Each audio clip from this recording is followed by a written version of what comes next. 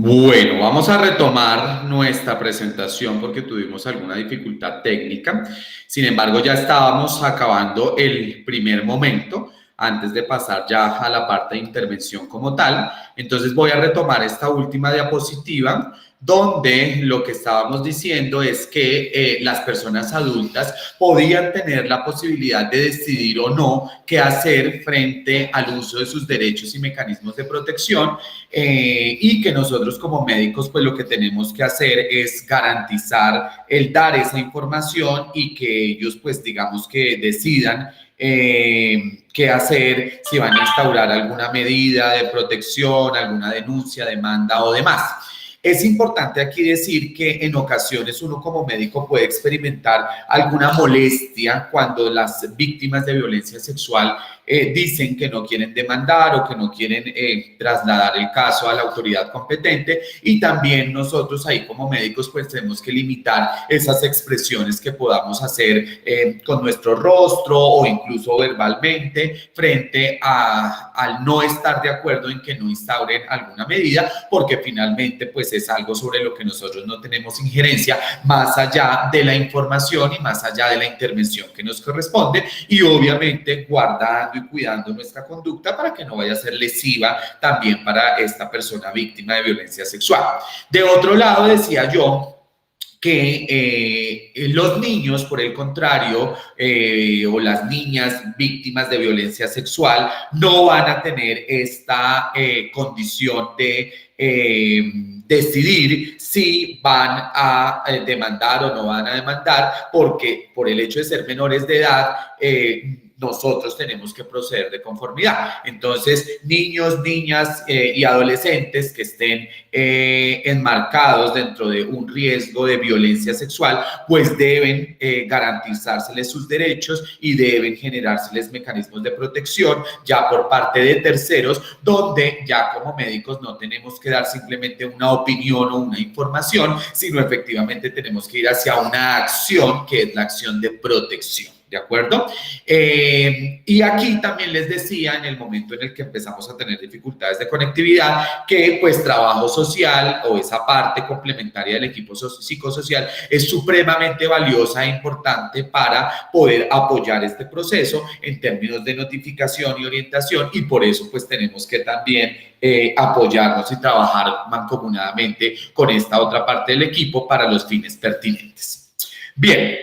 Ahora ya hablando un poquito de esa intervención como tal, vamos a relevar que es muy importante entonces escuchar atentamente sin interrumpir. Obvio, no realizar preguntas que induzcan la respuesta, sino por el contrario, permitir ese relato amplio, espontáneo, abierto, como decíamos, que vaya de lo particular a lo más específico, ¿cierto? Perdón, que vaya de lo general hacia lo más específico, y de esa manera nosotros obtener la información, evitar esos detalles morbosos, esas preguntas inadecuadas, no realizar preguntas culpabilizadoras, no generar la revictimización de la que hemos hablado. Insisto que a veces uno cree que sobra decir esto, pero lo ve tanto uno en la práctica que es necesario recalcarlo para que no cometamos este tipo de errores. Por el contrario, nuestra conducta tiene que ser una conducta que transmita comprensión, empatía, confianza, credibilidad, seguridad, que nosotros podamos desculpabilizar a la víctima, ¿cierto? Al contrario, hacer un reforzamiento positivo, resaltar lo valiente que ha sido al estar consultando, al estar acá, al contarnos lo que le sucedió, ¿cierto? Tener mucho cuidado con nuestro lenguaje verbal y no verbal. Acuérdense de las expresiones, de las caras, las miradas, etcétera, porque muchas veces uno dice más con sus expresiones que con las palabras, y pueden ser mucho más hirientes y más inadecuadas que incluso cualquier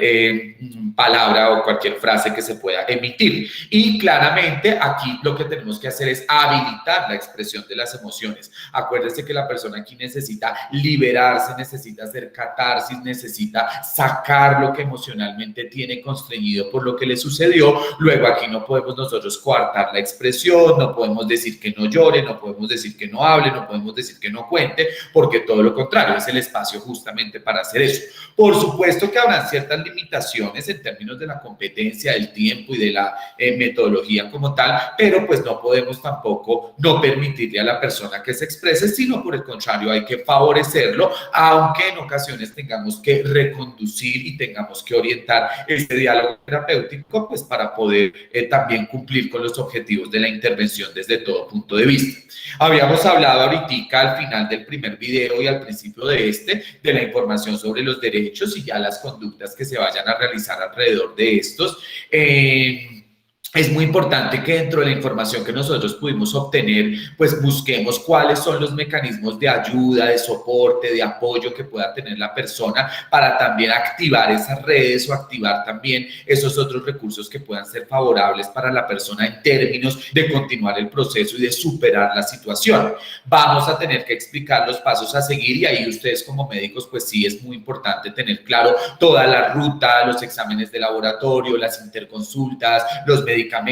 los seguimientos y demás, entonces hay que hacer esa explicación que corresponda. Ya habíamos hablado del manejo de la información con un cuidado especial, respetando la confidencialidad, respetando la privacidad, no generando resignificaciones ni interpretaciones de los relatos, sino conservando ese relato textual de lo que la paciente nos ha dicho, ¿sí? Y claramente dentro de la intervención a este nivel está el estar alertando sobre todo lo que tiene que ver con recomendaciones y signos de alarma y actuar de conformidad. Si vemos que hay un riesgo auto o heteroagresivo, si la paciente tiene una ansiedad desbordante, desestructurante, si sus hábitos se están alterando, si se está poniendo psicótica, si la depresión está muy fuerte, etcétera, pues serán, digamos que, indicadores que tienen que conocer los pacientes y los familiares y que nosotros tenemos que informar para actuar de conformidad como tal y no actuar cuando sea demasiado tarde o incluso cuando de pronto ya no se pueda.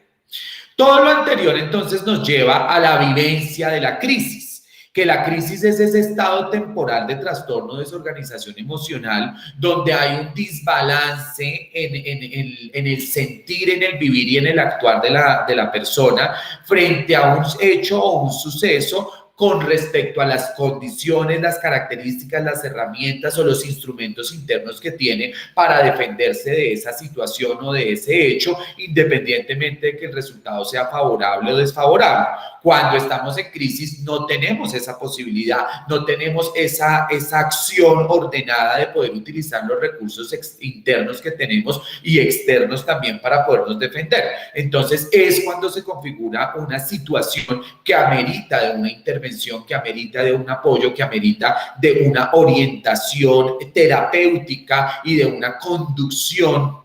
que favorezca, digamos que un desenlace mucho más ideal. Y es ahí donde yo quiero que ustedes en esta segunda parte del video presten especial atención, porque todo lo que ustedes pueden hacer cuando identifican la crisis en una persona que ha sido víctima de violencia sexual e instauran acciones inmediatas de ayuda, contención, orientación y apoyo, pueden ser el camino para que tenga un mejor resultado esta situación de la persona en términos de su salud mental, bienestar y calidad de vida. Entonces es importante conocer la existencia de la crisis y cómo la crisis lleva a que se desborden todos esos mecanismos de afrontamiento que se van a representar clínicamente en depresión, en confusión, en ansiedad, en desorganización, en inestabilidad emocional, en una sensación de estar bajo amenaza, también en una sensación de pérdida, de frustración, donde además se ven afectados diferentes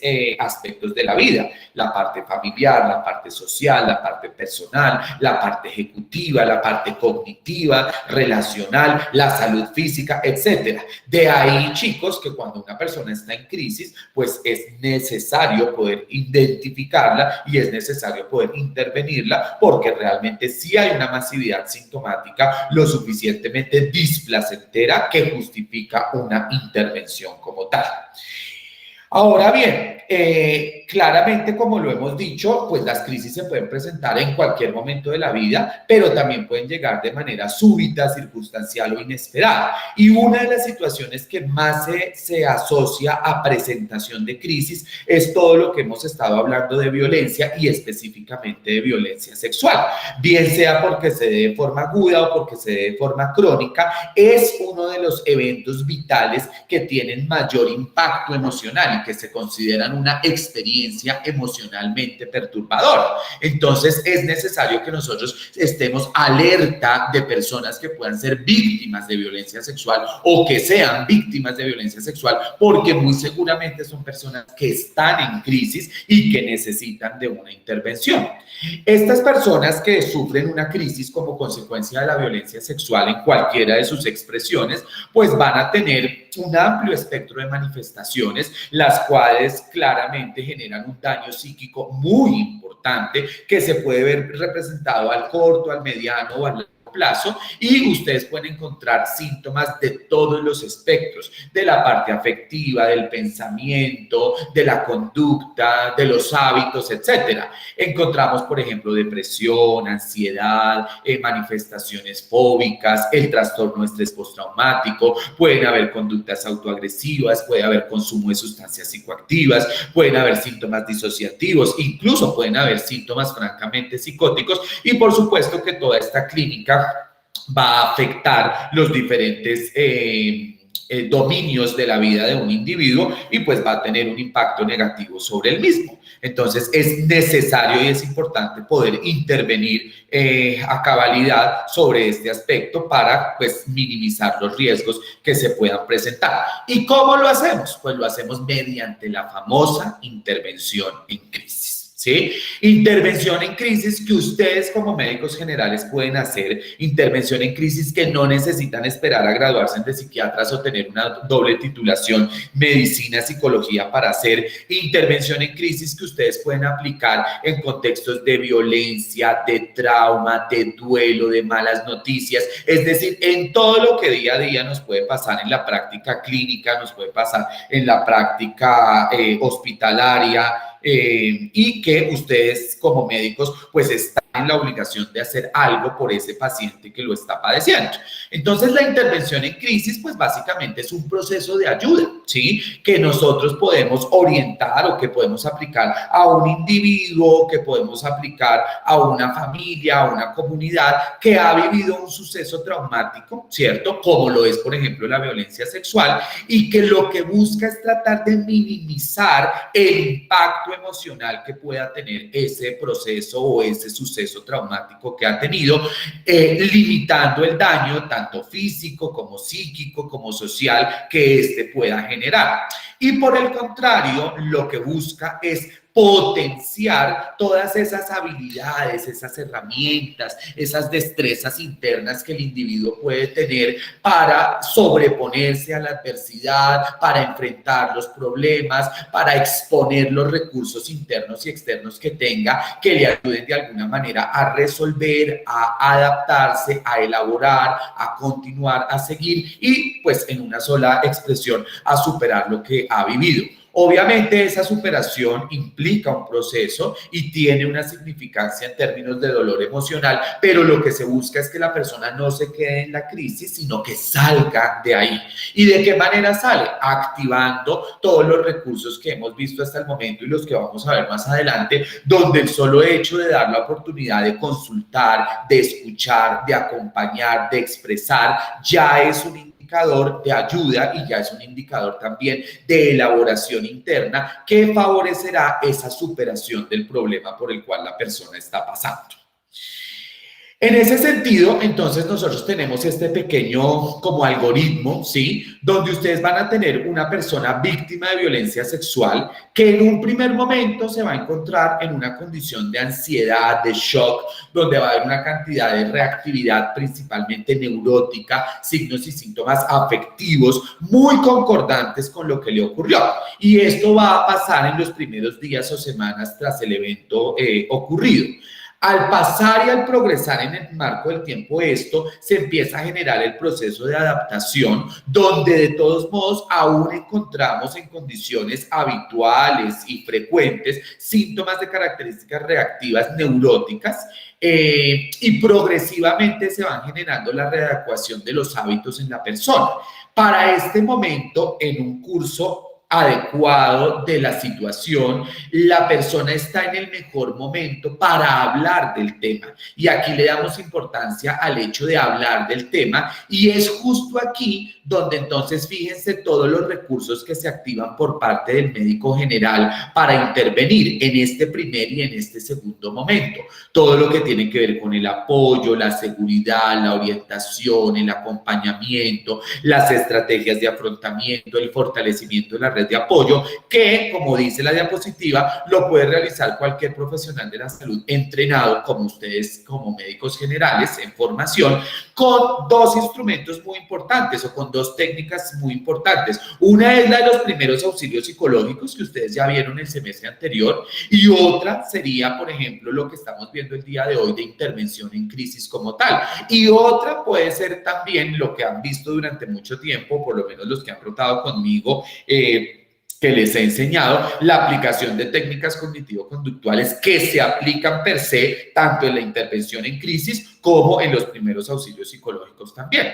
Y todo esto, chicos, lo pueden hacer ustedes, lo deben hacer ustedes, lo tienen que hacer ustedes, y le ayudarían muchísimo a los pacientes. ¿Justamente para qué? Para que el paso al tercer momento sea desde una visión favorable, donde se logra esa integración y esa resolución, que no significa un borramiento del suceso, pero sí un adecuado curso del mismo, o por el contrario, y desafortunadamente, la instauración de una psicopatología como tal, que ya requeriría ahí sí de una intervención especializada, muchas veces psicoterapéutica y psicofarmacológica también. Para este tercer momento, entonces, pues ya viene un segundo bloque de intervención, donde pues ustedes pueden hacer una reevaluación, un seguimiento, una identificación de riesgos, y muy seguramente frente a la novedad de una evolución desfavorable, se tendrá que generar la posibilidad de una intervención mucho más especializada, que implica derivar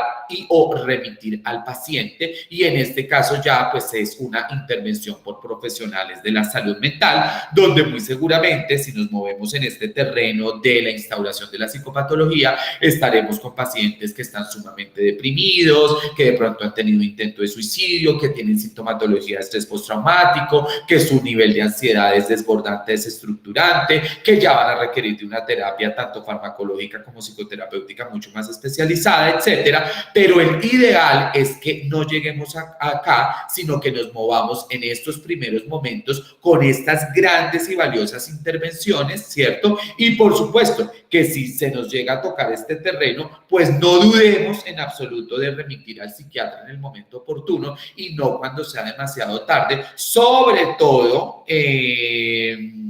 es importante que no haya una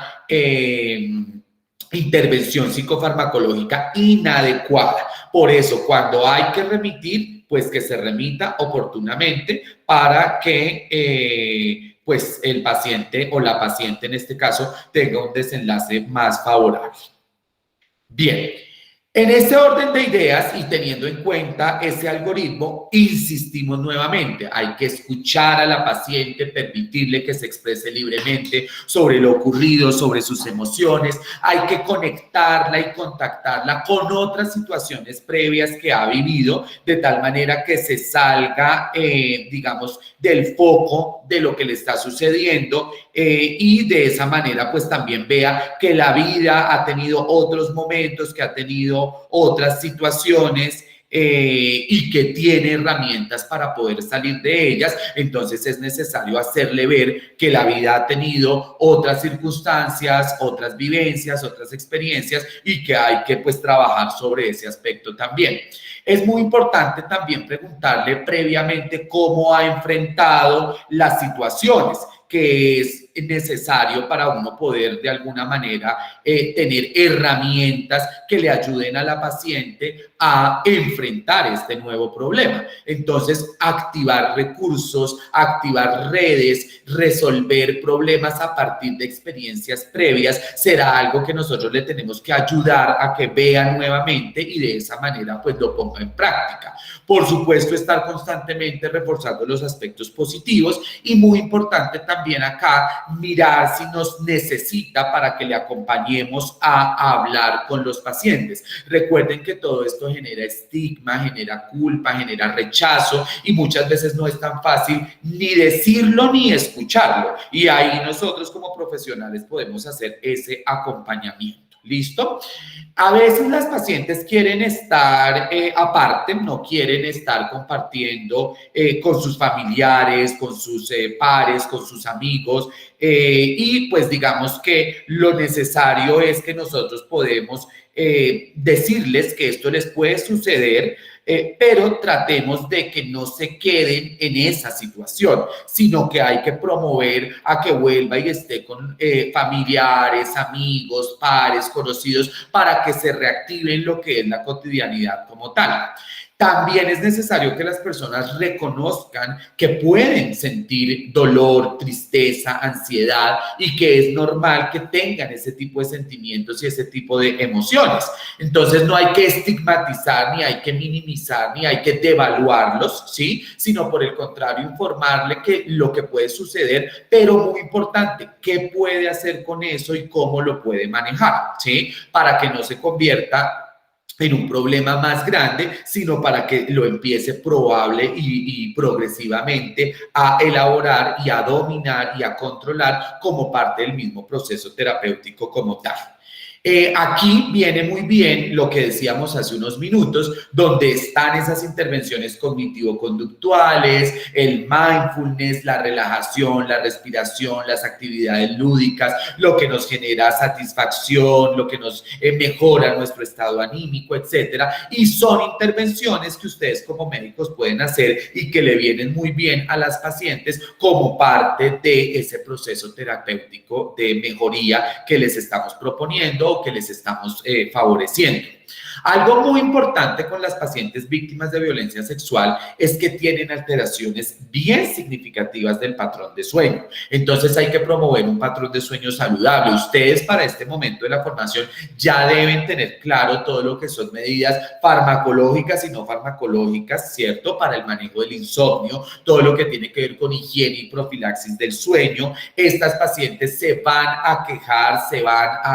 les van a consultar por tener dificultades para conciliar y mantener el sueño, o por tener pesadillas o terrores nocturnos, o piernas inquietas, o movimientos anormales, o por tener insomnio de despertar temprano, y cualquier tipo de alteración del sueño se puede presentar. Luego, para este momento, desde la intervención, todo lo que tiene que ver con las medidas farmacológicas y no farmacológicas, inducción de hipnóticos, no benzodiazepínicos, o de benzodiazepinas, o de droga Z, o de análogos no benzodiazepínicos, o de cualquier medicamento que sirva para esto, será una indicación sobre la que ustedes también ya deben tener el criterio de formulación según lo que la paciente requiera, pero importante el evaluar y el promover un buen patrón de sueño o un patrón de sueño saludable. Importantísimo el manejo de la automedicación y por eso si hay una orden médica de algún psicofármaco para manejo del sueño es porque uno como médico lo envió, no porque la persona lo vaya a tomar indiscriminadamente y mucho menos empezar a favorecer o permitir que haya consumo de alcohol o drogas y sustancias psicoactivas. Esto se suele ver mucho en estos casos porque es una forma de ahogar el dolor, es una forma de disipar el dolor, de alguna manera cubrir lo que sucedió, pero obviamente que es generar otro espacio de problema cuando estamos incurriendo en consumo de alcohol y sustancias psicoactivas. Entonces hay que desestimular este aspecto también. Como lo decíamos anteriormente, hay que enseñarle a que identifique sus emociones y estar alerta y activar las alarmas cuando se requiera ya de una valoración adicional y cuando ya se configuren riesgos importantes donde definitivamente es necesario acudir por urgencias de psiquiatría o hacer algún tipo de intervención urgente porque ya la sintomatología es disruptiva, es masiva, hay riesgos de auto y heteroagresión, hay compromiso del pensamiento, hay compromiso de la conducta, hay, por ejemplo, intoxicación, hay cutting o cualquier otro tipo de cosas que puedan ya configurar un elemento de riesgo. Entonces, ahí ustedes como médicos también es muy importante que favorezcan la orientación y el direccionamiento a la consulta especializada y hacia la intervención especializada cuando este tipo de cosas ocurran como tal. Y por supuesto, hay que facilitar y hay que motivar a que asistan y participen y se adhieran al proceso del apoyo psicoterapéutico como tal. Muchas pacientes llegan en lo agudo y en lo agudo pues es fácil hacerlo, pero otras llegan a veces años después. Y es necesario tomar el evento como si hubiese acabado de suceder y dar toda la atención que corresponde. Entonces, es necesario que ustedes motiven, promuevan, favorezcan, den las órdenes, ¿listo? Frente a la asistencia a psicología, psiquiatría y realmente, pues, como que impulsar a que lo cumplan y a que lo hagan como tal.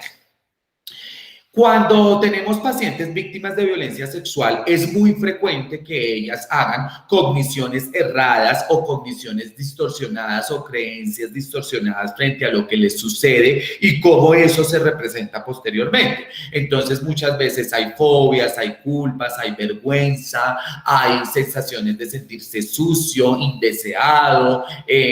cochino, a veces lo refieren ellas mismas, y nosotros tenemos que trabajar sobre esas cogniciones cerradas, hay que controlar esos pensamientos distorsionados, hay que tratar de evitar que haya una aglomeración de ese tipo de pensamientos negativos y hay técnicas como la relajación, la respiración, el mindfulness que pueden servir para esto e incluso hay una técnica específica que se llama pare o stop, donde se le dice a la persona que cuando tenga esa cantidad de pensamientos intrusivos, ella misma dé la orden audible de decir pare o stop frente a esos pensamientos que vienen y eso hace que se disipe el pensamiento y lo que se debe promover es que cuando se disipa el pensamiento negativo o la lluvia de pensamientos negativos, se abra el espacio, por ejemplo, para nuevas creencias, nuevas convicciones y que éstas sean pues reparadoras, esperanzadoras y como con un enfoque diferente ya en pro del mejoramiento de la paciente. De la mano con esto, pues va a promoverse esa red de apoyo social, esos vínculos de confianza, esa reparación y esa reconstrucción de la confianza, sobre todo de la autoconfianza, ¿cierto? Que es muy importante porque se ve muy golpeada en estos casos. De la mano con lo que hablábamos hace unos minutos, pues fomentar la autoestima, los cuidados de la salud, entonces el buen dormir, el hacer ejercicio, el evitar las conductas de riesgo, el tema de consumo de alcohol, sustancias psicoactivas, etcétera. Insistimos nuevamente en no caer en la revictimización y aquí ya viene desde la intervención porque muchas veces la misma paciente se puede revictimizar o los familiares sin querer queriendo la pueden revictimizar o nosotros u otro profesional que no esté en esta charla favorece la revictimización y es lo que nosotros no podemos permitir bajo ninguna circunstancia. ¿Listo? Y claro, si ya nosotros identificamos hay una depresión, hay una ansiedad, hay una situación compleja que justifica una instauración de una psicopatología, nosotros pues ahí ya tenemos que tratar la psicopatología como tal. Entonces, si tiene un antidepresivo, tomar su antidepresivo, si tiene una terapia instaurada, encuadrada, que la haga, etcétera, porque pues eso hace parte del tratamiento como tal. ¿Listo? Y ya lo habíamos dicho, pero repitámoslo un poquito, ante la presencia de esa sintomatología mayor que cumpla criterios psicopatológicos y especialmente criterios psicopatológicos de gravedad, donde no ha habido respuesta al tratamiento inicial, por favor, el manejo es por psiquiatría. Entonces, no se queden con los pacientes, remitan a los pacientes, no se pongan a hacer, pues, como actos heroicos que no siempre pues terminan bien. Muchas veces instauran manejos farmacológicos totalmente inadecuados. Nos han llegado pacientes absolutamente psicóticos y manejados con fluoxetina. Y un paciente psicótico no se maneja con fluoxetina. La fluoxetina no mejora los síntomas psicóticos. O pacientes deprimidos manejados con haloperidol. El haloperidol no mejora los síntomas depresivos. Entonces, por favor, ante la duda, ante la presencia de elementos de gravedad, ante una necesidad de un mayor nivel de competencia, envía al paciente, remita al paciente, ese paciente depresivo complicado, ansioso complicado, el que tiene estrés postraumático, el que no mejora, el que no responde al tratamiento, el que tiene elementos de riesgo, por favor envíelo y envíelo a tiempo y no cuando de pronto sea demasiado tarde, ¿de acuerdo? Entonces, todo esto son acciones que nosotros podemos hacer desde la intervención y que le van a favorecer muchísimo a la paciente y que aun cuando no sea el manejo especializado, sí es el manejo inicial que si se hace muy bien y ustedes están en la capacidad y en la condición de hacerlo, le pueden ayudar muchísimo a la paciente y sobre todo pueden aminorar el riesgo de que se desarrolle una psicopatología mayor y al contrario pueden favorecer que se activen esos mecanismos internos de resiliencia que puedan superar o ayudar a que se supere la situación problema. Por último, chicos, pues muy importante que como médicos y como profesionales de la salud estemos como muy en la sintonía de manejar estas situaciones de la mejor manera posible y definitivamente aquí volvemos a traer a colación ese modelo holístico que les hemos enseñado, ese modelo biopsicosocial, esas enseñanzas del doctor Engel y demás. ¿Por qué? Porque la violencia sexual, igual que cualquier otro tipo de violencia o que cualquier otra situación clínica, necesita de ese manejo integral, donde nos ocupemos de la misma manera tanto de los aspectos psicosociales como de los aspectos orgánicos para de esa manera nosotros poder darle la mejor solución al problema, una solución que sea saludable y que esté basada en las buenas prácticas clínicas, pero que sobre todo mejore la situación de la paciente, mejore su calidad de vida, impacte positivamente sobre ella, le permita continuar la vida, seguir su proyecto de vida y pues resolver el problema por el que está pasando. Con esto, chicos, pues terminamos y era una charla muy orientada hacia lo que ustedes pueden como médicos hacer, a que no les dé miedo hacerlo, a que no se queden de brazos cruzados, a que no tengan una mirada cerrada, sino todo lo contrario, a que sean proactivos, propositivos, amplios, generosos, a que tengan esa actitud de escucha activa, a que observen a su paciente, a que se den cuenta de esa dimensionalidad biológica, psicológica, social y cómo interactúa en una situación problema como esta de la violencia sexual que les va a tocar y de hecho probablemente ya les ha tocado y como les decía al principio, todos los médicos tenemos que capacitarnos en tal fin y no solamente ser diestros en la parte biológica, sino también ser diestros en los elementos de apoyo y de aporte emocional que pueden favorecer a la paciente. Entonces, nuevamente, recordar el enfoque biopsicosocial, la empatía, la calidad de vida, empáticos, el tener una actitud de escucha, el poder de todos modos sentarnos y compartir con el otro frente a lo que le sucedió y darle espacio para que lo pueda de alguna manera resolver o intentar resolver y que nosotros le ayudemos en alguna medida a hacerlo, ¿de acuerdo? Recuerden, muchachos, que los pacientes no siempre se van a acordar de lo que les dijimos, pero sí se van a acordar de cómo los hicimos sentir y que nosotros seamos médicos que hagamos sentir bien a los pacientes y no que les revictimicemos, les culpabilicemos e incluso seamos favorecedores también de una mala emoción o de un disconfort emocional por una imprudencia o por algo de mal proceder que no nos debe suceder porque estamos formados para hacer las cosas bien. ¿Listo? Entonces, pues nada, esta era la charla. Me perdonan que quedó segmentada, pero pues tuvimos un problema técnico, pero acá lo estamos resolviendo. Espero que les quede una sensibilización y que les queden sobre todo unos tipsitos de intervención que me parece que es lo más importante, que los empiecen a poner en práctica, que los dimensionen para diferentes contextos, a pesar de que estamos hablando específicamente de violencia sexual. pero que los hagan parte de su quehacer, porque creo que les puede ayudar mucho en momentos muy puntuales de su práctica médica, ahora como estudiantes, en un futuro como internos, posteriormente como médicos generales y luego también seguramente como especialistas. ¿Listo? Entonces, pues un abrazo para todos y para todas. Si hay alguna pregunta, la pueden hacer a través del correo electrónico y lo contestamos de forma personalizada. De lo contrario, pues la intención es esta panorámica y estos tips de intervención que creo que es lo más importante que deben tener como médicos generales. Un abrazo, que estén muy bien y continuamos en el desarrollo de nuestro curso de acuerdo a cómo lo tenemos planeado. Que estén bien y gracias nuevamente.